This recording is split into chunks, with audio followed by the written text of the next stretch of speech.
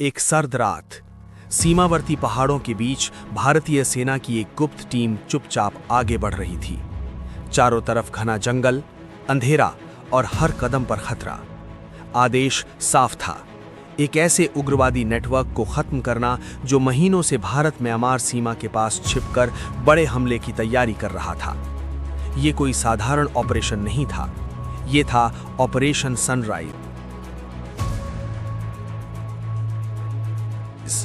एक ऐसा संयुक्त सैन्य अभियान जिसने उत्तर पूर्व भारत में सक्रिय कई खतरनाक उग्रवादी ठिकानों को निशाना बनाया।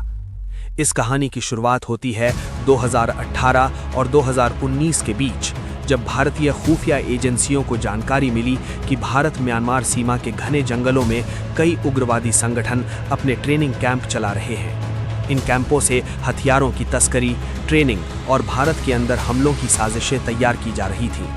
इन संगठनों में शामिल थे National Socialist Council of Nagaland Khaplang, United Liberation Front of Assam और National Democratic Front of Bodoland जैसे समूह। इनका मुख्य ठिकाना म्यांमार के सघन जंगलों में था, जहां तक पहुंचना बेहद मुश्किल था।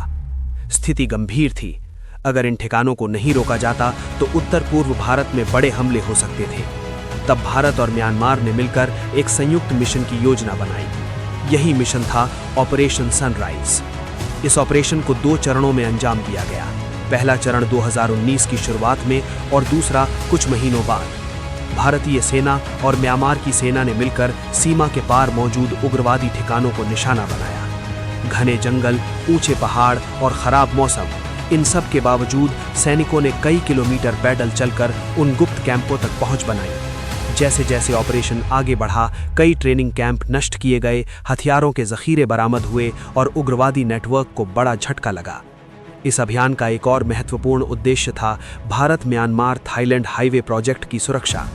ये सड़क परियोजना उत्तर पूर्व भारत को दक्षिण पूर्व एशिया से जोड़ने के लिए बेहद महत्वपूर्ण मानी जाती है और उग्रवादी समूह इस परियोजना को नुकसान पहुंचाने की कोशिश कर रहे थे। ऑपरेशन सनराइज के बाद सीमा क्षेत्र में उग्रवादी गतिविधियों को काफी हद तक कमजोर किया गया। कई ठिकाने खत्म हुए और दोनों देशों के बीच सैन्य सहयोग भी मजबूत हुआ। लेकिन इस ऑपरेशन की सबसे खास बात यह थी कि इसे बेहद गोपनीय तरीके से अंजाम दिया गया। कई महीनों तक इसकी पूरी जानकारी सार्वजनिक नहीं हुई।